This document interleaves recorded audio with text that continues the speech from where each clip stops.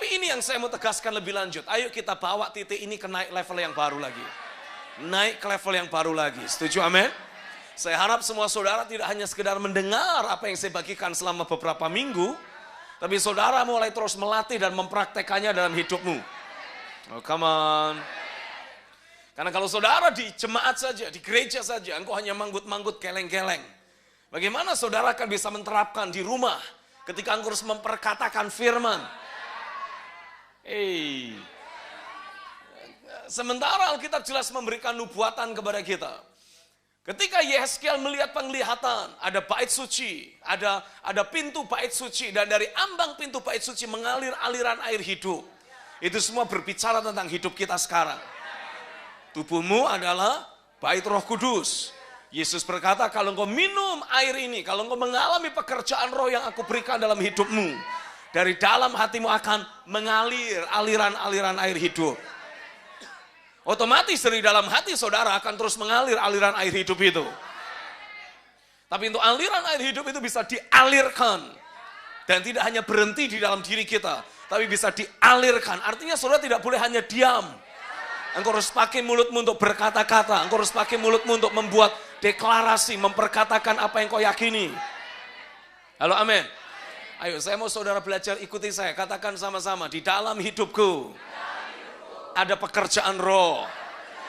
Dan setiap kali Roh Kudus bekerja, di dalam diriku selalu ada aliran air hidup yang siap memancar keluar dari batinku.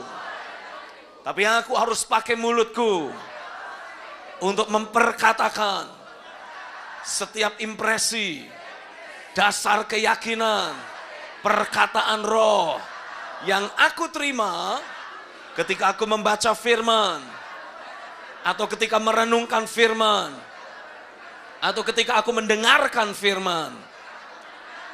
Dan ketika aku memperkatakan firman itu, sesuatu akan terjadi dalam hidupku. Pekerjaan roh yang terjadi dalam diriku akan mulai mengalir keluar, tertabur melalui perkataanku, masuk di dalam hidupku. Aku sedang menabur di dalam roh melalui perkataan iman, melalui deklarasi firman yang aku lakukan.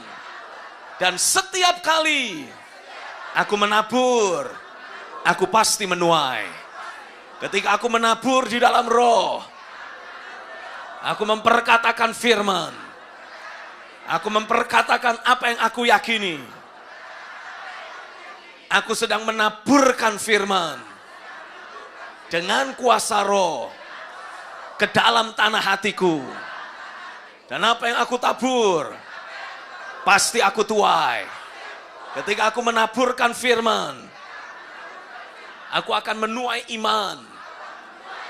Aku akan menuai kasih. Aku akan menuai damai sejahtera. Aku akan menuai sukacita. Aku akan menuai keakuratan terjadi dalam hidupku. Aku terus bertumbuh dari satu kemuliaan kepada kemuliaan, dari satu titik rohani naik ke posisi rohani yang lebih lagi. Itulah yang aku alami ketika aku deklarasikan firman.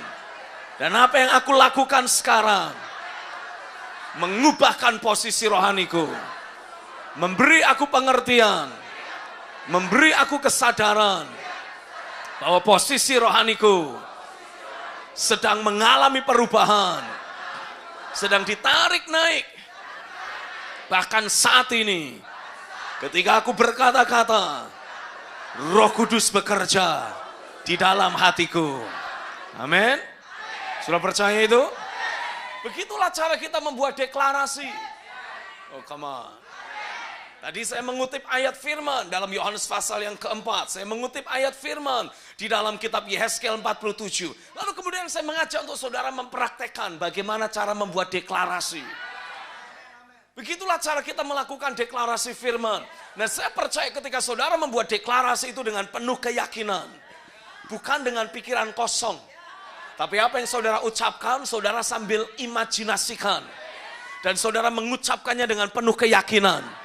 Sesuatu sedang terjadi dalam hidupmu. Amin. Karenanya saya mau semua saudara terus belajar melatih dirimu untuk tidak hanya sekedar berdiam diri, tapi mulai memperkatakan firman. Pakai mulutmu untuk berkata-kata.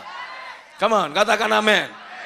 Semalam saya bincang-bincang dengan Gideon dan sempat kita terlibat pembicaraan tentang tinju.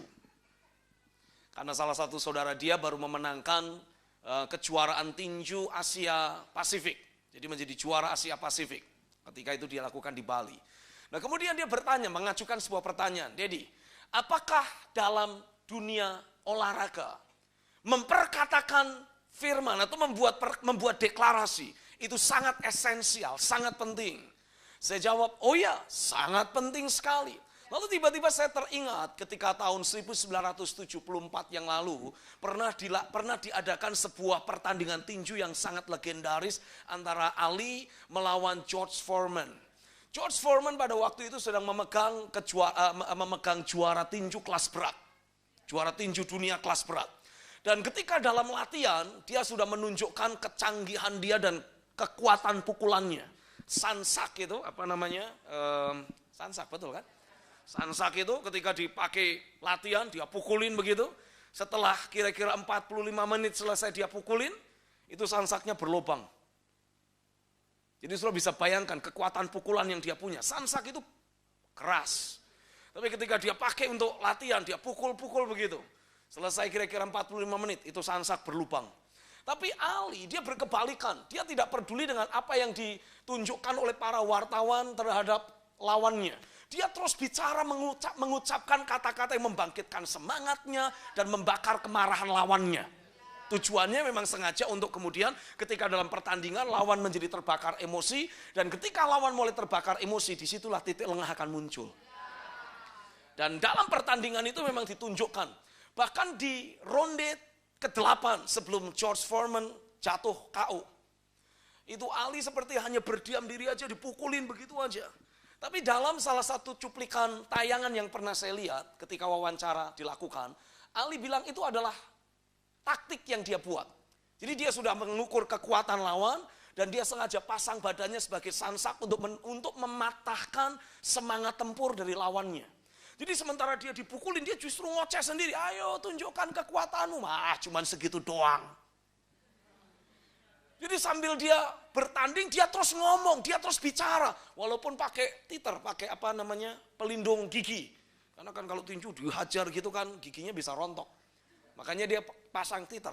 Tapi walaupun sambil dia menggigit titer, dia terus bicara, come on, it's all that you got. Gitu. Dia ngomong terus, manas-manasin lawannya. Jadi dalam keadaan lelah karena setelah 8 ronde berlangsung dan sepertinya lawan tidak bisa dijatuhkan juga, dia mulai kelelahan, udah gitu mulai dipancing kemarahannya, ada satu titik lengah yang langsung muncul dan itu dimanfaatkan oleh si Ali. Hanya dalam 2-3 kali pukulan, jatuh KO. Dari situ kita belajar sesuatu, saya belajar sesuatu. Bahkan dalam dunia olahraga, memperkatakan apa yang diyakini, itu memiliki peranan yang sangat penting sekali. Kitab Amsal 18 kembali memberikan penegasan buat kita. Mati hidup seseorang ditentukan oleh lidahnya. Engkau akan memakan buah dari apa yang kau ucapkan. Karenanya saya mendorong untuk semua saudara terus belajar memperkatakan apa yang engkau yakini. Kawan, katakan sama-sama, mulai hari ini aku akan terus perkatakan setiap firman yang aku terima untuk mengubahkan, untuk menantang, untuk mempengaruhi kondisi sekelilingku. Apa yang aku perkatakan tidak hanya menguatkan diriku, tapi akan mengubahkan, akan mempengaruhi apapun yang aku hadapi.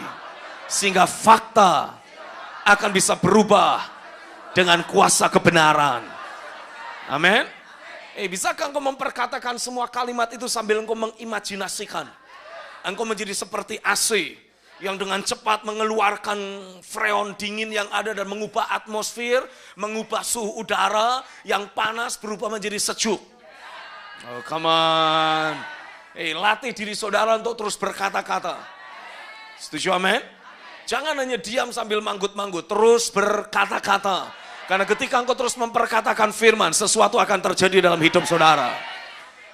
Dan ini waktunya untuk setiap kita terus belajar melatih diri kita memperkatakan firman terhadap setiap situasi, terhadap setiap keadaan yang kita hadapi.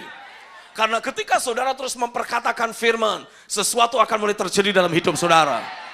Dan ketika kita mulai hidup di dalam roh, kita mulai hidup oleh kuasa roh, saya percaya apapun situasi, kondisi, keadaan yang kita hadapi, akan dengan mudah bisa kita ubahkan. Yang setuju katakan amin. Mungkin kadangkala ada kondisi tertentu yang butuh waktu sebelum mengalami perubahan. It's okay, tapi yang pasti akan berubah. Pasti berubah. Harus berubah. Karena apa yang kita perkatakan akan membawa perubahan atas sekeliling kita. Karena itu janganlah jadi orang Kristen yang pasif. Pastikan saudara menjadi orang percaya yang terus memperkatakan firman, terus hidup dalam kuasa roh. Karena dengan demikian saudara tidak lagi ada di bawah langit yang lama dan bumi yang lama. Engkau akan mulai menikmati langit yang baru dan bumi yang baru. Katakan amin.